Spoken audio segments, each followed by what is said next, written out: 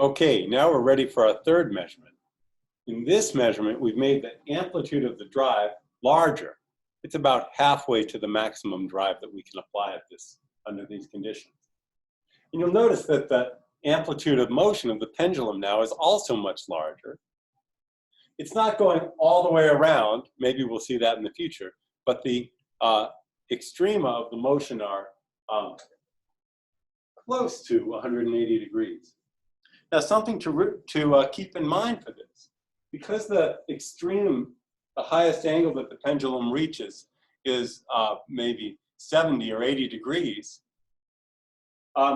we reach a region where the restoring force is definitely not a linear function of the angle anymore, because we know that in reality, the torque on the pendulum due to the weight goes like sine of the angle, not like the angle in proportion. So that means we have a nonlinear restoring force, and it's particularly important when the pendulum bob goes to high angles, which we see now that we're driving the system so hard. Well, the system's been on now in this condition for several minutes, and we can go ahead and take data. So I'm going to start this out, and then please have a look at it. Here we go.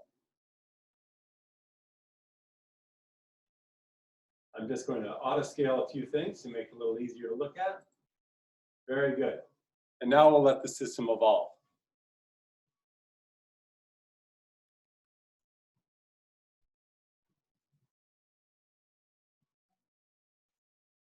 There we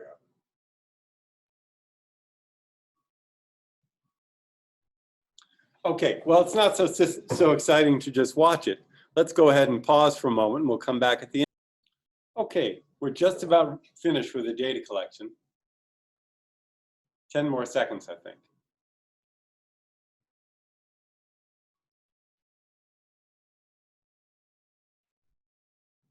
There we go. All right, now let's talk about what's going on, what we see here. So once again, if we look at the angle versus time, we see something that looks very close to a sinusoidal wave. Definitely it's periodic. If we look at the Fourier transform of that, we see something interesting. We see a big peak at a single frequency. That's what we expect. But if you look closely, and here I'm going to bring the camera up to the monitor so you can see a little more clearly. I hope that works. You'll see that we see, in addition, a second peak here, much smaller, but still unmistakably there. Look carefully. What's the frequency of this relative to that? The primary peak is at about 0.9 hertz, and the secondary peak is at about 1.8 hertz. It's the second harmonic.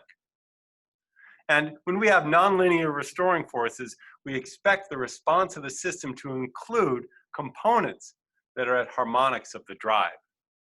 Cool. Finally, look at the phase plot. It looks very nice, but it's no longer a perfect circle, is it? If you look closely, you'll see that the circle is no longer symmetric. On one side, this is the side where the pendulum went to the larger angle. The circle is a little distorted. It's sort of egg-shaped. And that's also a sign of the nonlinear restoring force. Okay, let's stop there, and we're going to go on to the third experiment.